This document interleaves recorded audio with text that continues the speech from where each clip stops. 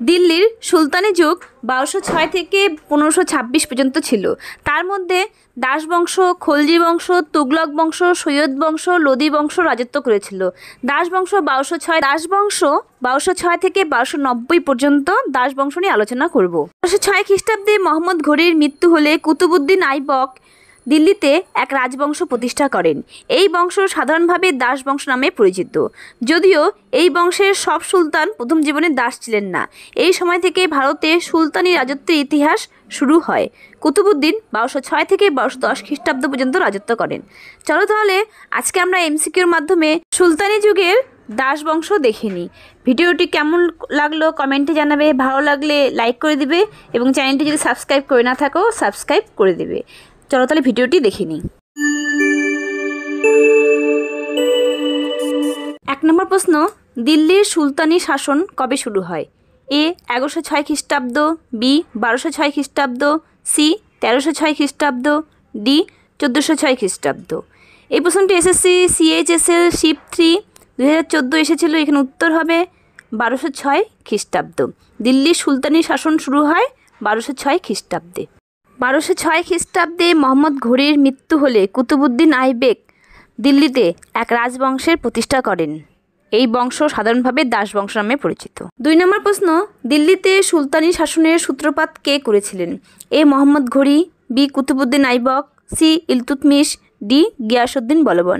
এই প্রশ্নটি WBCS প্রিলি 2014 এসেছিল। এখানে উত্তর হবে বি কুতুবউদ্দিন আইবক। এখানে মনে রাখার বিষয় যে এখনই বললাম 1206 খ্রিস্টাব্দে মোহাম্মদ ঘুরির মৃত্যু হলে কুতুবউদ্দিন আইবক দিল্লিতে এক রাজবংশের প্রতিষ্ঠা করেন। এই বংশ সাধারণভাবে দাস বংশ নামে পরিচিত। 3 নম্বর প্রশ্ন, ভারতে মামলুক রাজবংশের প্রতিষ্ঠাতা কে?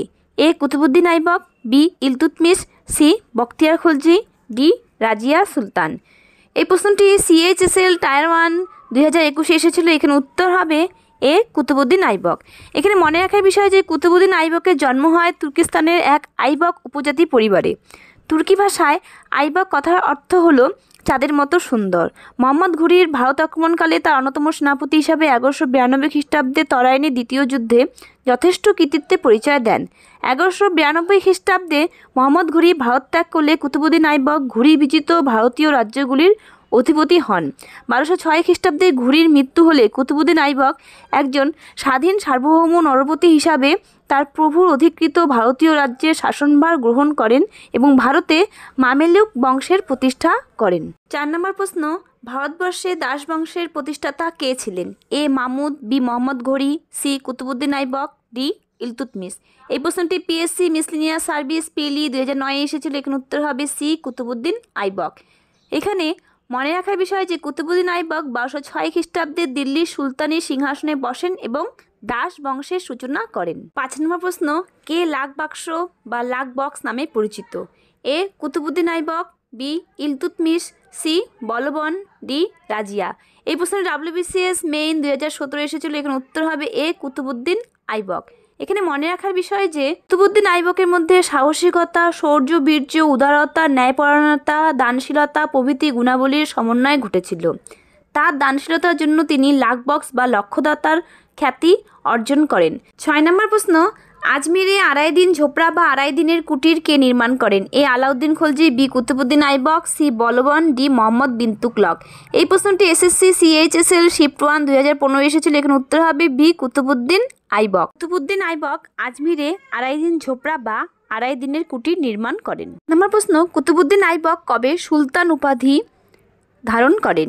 এ 1206 খ্রিস্টাব্দ, বি 1207 খ্রিস্টাব্দ, সি 1208 খ্রিস্টাব্দ, ডি 1205 খ্রিস্টাব্দ। এখানে উত্তর হবে সি 1208 খ্রিস্টাব্দ। কুতুবউদ্দিন আইবক সুলতান উপাধি ধারণ করেন 1208 খ্রিস্টাব্দে। এখানে মনে রাখার বিষয় যে কুতুবউদ্দিন আইবক ছিলেন মোহাম্মদ ঘুরির এক বিশ্বস্ত অনুচর। সেই বিশ্বস্ততার মূল্য তিনি প্রভুর কাছ থেকে তার জীবিতকালেই পেয়েছিলেন। তিনি কিন্তু 1206 খ্রিস্টাব্দে শাসনভার পেলেও 1208 খ্রিস্টাব্দে তিনি স্বাধীন সুলতান রূপে দিল্লির সিংহাসনে আরোহণ করেন। ঐতিহাসিকরা আইবককেই দিল্লির প্রথম স্বাধীন সুলতান বলে মনে করেন। 8 নম্বর প্রশ্ন, সুলতান কুতুবউদ্দিন কিভাবে মারা গেলেন? এ তার এক উচ্চাভিলাষী অভিজাত বিশ্বাসঘাতক ছুরিকাঘাত করেছিলেন, বি পাঞ্জাব দখলের সময় তাজউদ্দিনের সঙ্গে যুদ্ধে মারা যান, সি বুন্দেলখণ্ডের কালিঞ্জা দুর্গ দখলের সময় তিনি গুরুতর আহত হন এবং মারা যান। ডি, তিনি পোলো খেলার সময় ঘোড়া থেকে পড়ে মারা যান। এই প্রশ্নটি IAS 2003 এসেছিল। এখানে উত্তর হবে ডি, তিনি পোলো খেলার সময় ঘোড়া থেকে পড়ে মারা যান। এখানে মনে রাখার বিষয় যে কুতুবউদ্দিন আইবক 1206 খ্রিস্টাব্দে সিংহাসনে বসেন এবং 1210 খ্রিস্টাব্দে চৌগান মানে ঘোড়ার পিঠে চড়ে পোলো খেলার সময় ঘোড়ার পিঠ থেকে পড়ে তার মৃত্যু হয়।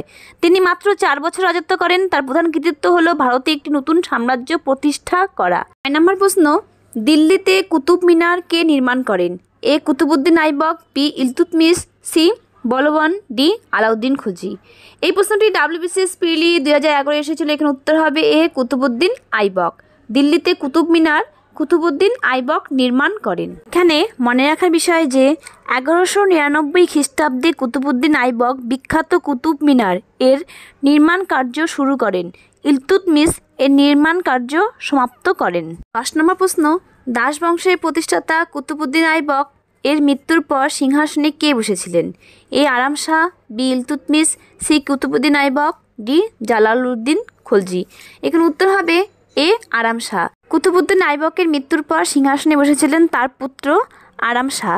এখানে মনে রাখার বিষয় যে কিন্তু দিল্লির তুর্কি আমিরদের আমন্ত্রণে কুতুবউদ্দিনের জামাতা ও বদায়নের শাসনকর্তা ইলতুৎমিশ দিল্লিতে এসে উপস্থিত হন এবং আরাম শাহকে পরাস্ত করে সিংহাসন দখল করেন।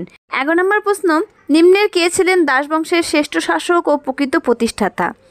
এ, Aram Shah, B, Iltutmish, C, Alauddin Khalji, D, Razia Sultan. এখানে উত্তর হবে বি, ইলতুৎমিশ। ইলতুৎমিশ ছিলেন দাস বংশের শ্রেষ্ঠ শাসক ও প্রকৃত প্রতিষ্ঠাতা। নম্বর প্রশ্ন, প্রকৃত সুলতানি শাসনের প্রতিষ্ঠাতা কাকে বলা হয়? এ, Qutbuddin, B, Iltutmish, C, Balban, D, Alauddin. এই প্রশ্নটি WBCS প্রিলি 2027 এসেছিল। এখানে উত্তর হবে বি, ইলতুৎমিশ। এখানে মনে রাখার বিষয় যে ঐতিহাসিক লেনপুল এর মতে তিনি হলেন দাস বংশের প্রকৃত প্রতিষ্ঠাতা। ভারতের সার্বভৌম মুসলিম রাষ্ট্রের সূত্রপাত ঘটেছে ইলতুৎমিশের আমল থেকে। 13 নম্বর প্রশ্ন, কোন সুলতানের রাজত্বকালে চেঙ্গিস খান ভারত আক্রমণ করেছিলেন? এ, Iltutmish, B, Alauddin Khalji, C, Giasuddin Balban, D, Mohammad bin Tughlaq. এই প্রশ্নটি WBCS প্রিলি 2011 এসেছিল। এখানে উত্তর হবে এ, ইলতুৎমিশ। এখানে মনে রাখার বিষয় যে ইলতুৎমিশ যখন অভ্যন্তরীণ বিদ্রোহ দমনে ব্যস্ত সেই সময় মধ্য এশিয়ার মঙ্গল নেতা চেঙ্গিস খাঁ এক বিশাল ও দুর্ধর্ষ মঙ্গল বাহিনী নিয়ে ভারতের উত্তর পশ্চিম সীমান্তে এসে উপস্থিত হন। সেই সময় চেঙ্গিস খাঁ ছিলেন এশিয়ার সর্বশ্রেষ্ঠ যোদ্ধা ও সমর নায়ক। চেঙ্গিস খাঁ পাঞ্জাব ও সিন্ধু প্রদেশের অনেক অঞ্চল বিধ্বস্ত করেন, কিন্তু তিনি আর বেশি দূর অগ্রসর না হয়ে ভারত ত্যাগ করে ফিরে যান। ইলতুৎমিশও এই এক গভীর সংকটের হাত থেকে রক্ষা পান। এরপর ইলতুৎমিশ পরপর দুবার বাংলা আক্রমণ করে বাংলার স্বাধীন সুলতান গিয়াসউদ্দিন আইওয়াজ খলজিকে পরাস্ত ও নিহত করেন এবং নিজ পুত্র নাসিরউদ্দিনকে বাংলা শাসনকর্তা নিযুক্ত করেন। 14 নম্বর প্রশ্ন, কে ইকতা পদ্ধতির সঙ্গে পরিচয় করিয়ে দেয়? A, Muhammad Ghori, B, Qutbuddin Aibak, C, Iltutmish, D, Ghiyasuddin Balban. এই প্রশ্নে WBCS প্রিলি 2009 এসেছিল। এখানে উত্তর হবে সি, ইলতুৎমিশ। এখানে মনে রাখার বিষয় যে ইলতুৎমিশ শুধুমাত্র সাম্রাজ্যের সংহতি রক্ষা করেই ক্ষান্ত ছিলেন না, সেই সাম্রাজ্যের স্থায়িত্ব রক্ষার জন্য একটি কার্যকরী শাসন ব্যবস্থা রচনা করেন। তিনি ইকতা ব্যবস্থার প্রবর্তন করে মাপ্তি বা ইজারাদারদের মাধ্যমে শাসন ব্যবস্থা পরিচালনা করেন। প্রাক তুর্কি যুগের সামন্ত ব্যবস্থা ভেঙে দিয়ে উত্তর ভারতের সমগ্র অঞ্চলকে কেন্দ্রীয় সুলতানি শাসনের অন্তর্ভুক্ত করেন। তিনি ইকতাদারদের মাধ্যমে রাজস্ব আদায় ও আইন শৃঙ্খলা রক্ষার ব্যবস্থা করেন। বড় বড় ইকতাগুলি একই সঙ্গে রাজস্ব আদায় ও প্রশাসনিক দায়িত্ব বহন করত, তবে তুর্কিরাই প্রধানত ইকতাদারের পদে নিযুক্ত হতো। 15 নম্বর প্রশ্ন, রূপোর টঙ্কা এবং তামার জিতল কে প্রবর্তন করেন? A, Qutbuddin Aibak, B, Razia Sultana, C, Iltutmish, D, Balban. এই প্রশ্নটি WBCS মেইন 2021 এসেছিল। এখানে উত্তর হবে সি, ইলতুৎমিশ। এখানে মনে রাখার বিষয় যে দাস বংশের প্রকৃত প্রতিষ্ঠাতা ছিলেন ইলতুৎমিশ। তিনি প্রথম আরবি মুদ্রার প্রচলন করেন। তিনি তাম্র মুদ্রা জিতল এবং রৌপ্য মুদ্রার টঙ্কা প্রবর্তন করেন। মুদ্রায় নিজেকে খলিফা সেনাপতি বলে উল্লেখ করেন। 16 নম্বর প্রশ্ন, দিল্লির কোন সুলতান দাস কর্মচারীদের নিয়ে জনপ্রিয় 40 চক্র বা তারকানি চিহেলগানি গড়ে তোলেন? A, Balban, B, Iltutmish, C, Razia, D Qutbuddin Aibak. এই প্রশ্নটি WBCS মেইন 2017 এসেছিল, এখানে উত্তর হবে বি ইলতুৎমিশ। এখানে মনে রাখার বিষয় যে ইলতুৎমিশ সুলতানি সাম্রাজ্যকে শক্তিশালী রূপে গড়ে তোলার লক্ষ্যে 40 জন দক্ষ শাসক বা কৃতদাসকে নিয়ে 40 চক্র বা বন্দেগানি চাহেলগান গঠন করেছিলেন। 17 নম্বর প্রশ্ন, ইকতাদাররা সুলতানি আমলে কি নামে পরিচিত ছিল? এ মালিক, বি মুক্তি, সি মামলাতাদার, ডি মুনিহাস। এই প্রশ্নটি WBCS মেইন 2017 এসেছিল, এখানে উত্তর হবে বি মুক্তি বা মাক্তি। এখানে মনে রাখার বিষয় যে ইকতার শাসককে ইকতাদার বলা হয়। তুর্কিরাই ইকতাদার পদে নিযুক্ত হতেন। ইকতা ব্যবস্থার মাধ্যমে বিজিত স্থানগুলিকে কেন্দ্রীয় শাসনের অধীনে এনেছিলেন ইলতুৎমিশ। ইকতা প্রথা প্রচলন করেন ইলতুৎমিশ। 18 নম্বর প্রশ্ন, সুলতানি আমলে ইকতা হলো এ সাধর অভ্যর্থনা, বি সরকারি গুরুত্বপূর্ণ দপ্তর, সি গ্রাম বা অঞ্চল হতে ভূমি রাজস্ব, ডি কোনোটিই নয়। এই প্রশ্নটি WBCS প্রিলি 2010 এসেছিল, এখানে উত্তর হবে সি গ্রাম বা অঞ্চল হতে ভূমি রাজস্ব। 19 নম্বর প্রশ্ন, কুতুব মিনার নির্মাণ কার্য কে শেষ করেন? A Balban, B Razia, C Iltutmish, D Qutbuddin Aibak. এই প্রশ্নটি PSC মিসলেনিয়াস প্রিলি 2003 এসেছিল, এখানে উত্তর হবে সি ইলতুৎমিশ। এখানে মনে রাখার বিষয় যে 1199 খ্রিস্টাব্দে কুতুব মিনারের নির্মাণ কাজ শুরু করেন কুতুবুদ্দিন আইবক, কিন্তু এটি নির্মাণ কাজ শেষ করেন ইলতুৎমিশ। বজ্রপাতে এটি ক্ষতিগ্রস্ত হলে পরবর্তীকালে তা সংস্কার করেন ফিরোজ শাহ তুগলক। এর উচ্চতা প্রায় 243 ফুট। 20 নম্বর প্রশ্ন, ইলতুৎমিশ কথার অর্থ হলো এ দাস, বি সাম্রাজ্যের পালনকর্তা, সি মহান সুলতান, ডি সিংহ। এখানে উত্তর হবে বি সাম্রাজ্যের পালনকর্তা। ইলতুৎমিশ কথার অর্থ হলো সাম্রাজ্যের পালনকর্তা। 21 নম্বর প্রশ্ন, কে সর্বপ্রথম এবং সর্বশেষ দিল্লি সুলতানের মহিলা শাসক? এ Sultana Chand Bibi, B Nurjahan, C Razia Sultana, D Rani Durga Devi. এই প্রশ্নটি SSC CGL টায়ার 1 শিফট 1 2021 এসেছিল, এখানে উত্তর হবে সি রাজিয়া সুলতানা।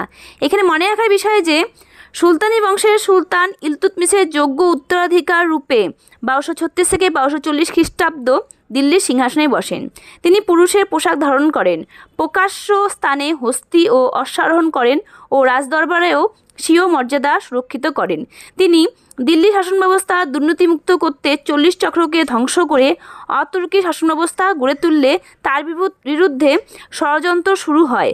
অবশেষে তুর্কিদের চক্রান্তে বাহরাম শাহের বাহিনীর কাছে পরাজিত হয়ে পলায়নের সময় 1240 খ্রিস্টাব্দে কাইথালের কাছে দস্যুদের হাতে নিহত হন। 22 নম্বর প্রশ্ন, নিম্নলিখিত দাসবংশীয় কোন সুলতান দাস ছিলেন না? A Qutbuddin Aibak, B Iltutmish, C Razia, D Balban. এখানে উত্তর হবে সি রাজিয়া। রাজিয়া দাস ছিলেন না। সুলতানা রাজিয়া ইলতুৎমিশের সুযোগ্যা ও বিদুষী কন্যা ছিলেন। তিনি দাসবংশীয় দাস ছিলেন না। 23 নম্বর প্রশ্ন, নিম্নের কোন সুলতান সুলতানি আজম উপাধি পেয়েছিলেন? A Aram Shah, B Iltutmish, C Alauddin Khalji, D Qutbuddin Aibak.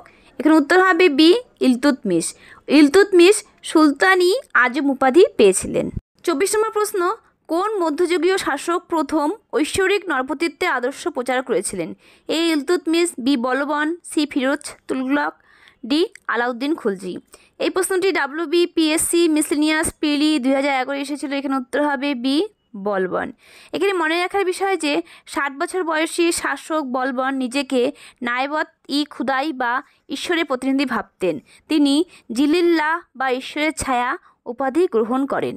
25 নম্বর প্রশ্ন, চাহালগানি বিদ্যজনদের ক্ষমতা কে খর্ব করেছিলেন? এ Giasuddin Balban, B Iltutmish, C Mohammad bin Tughlaq, D Alauddin Khalji. এই প্রশ্নটি WBCS প্রিলি 2018 এসেছিল, এখানে উত্তর হবে এ গিয়াসুদ্দিন বলবন।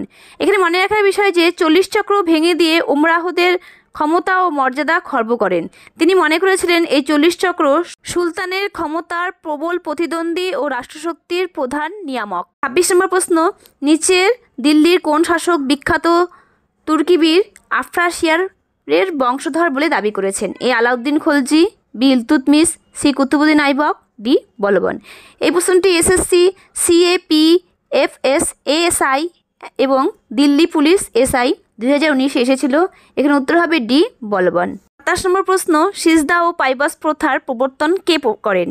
এ Bahram Shah, B Nasiruddin Mahmud Shah, C Iltutmish, D Ghiyasuddin Balban. এখানে উত্তর হবে গিয়াসউদ্দিন বলবন। গিয়াসউদ্দিন বলবন সিজদা ও পাইবাস প্রথার প্রবর্তন করেন। অভিজাতরা যে তার সমতুল্য নয় তা বোঝাবার জন্য বলবান পারস্য সম্রাটদের অনুকরণে দরবারে সিজদা মানে দণ্ডবত ও পাইবস মানে সিংহাসন চুম্বন প্রথা প্রবর্তন করেন। 28 নম্বর প্রশ্ন, দাস বংশের সর্বশেষ শাসক কে ছিলেন? A Alauddin Masud, B Razia Sultana, C Muizuddin Kaiqubad, D Ghiyasuddin Balban. এখানে উত্তর হবে সি মইজুদ্দিন কায়কোবাদ দাস বংশের সর্বশেষ শাসক ছিলেন। তাহলে এই থাকলো আমার দাস বংশের উপর এমসিকিউ নিয়ে আলোচনা। ভিডিওটি কেমন লাগলো কমেন্টে জানাবে, ভালো লাগলে লাইক করে দিবে, অবশ্যই লাইক করে দিবে এবং চ্যানেলটি যদি সাবস্ক্রাইব করে না থাকো সাবস্ক্রাইব করে দিবে। ধন্যবাদ।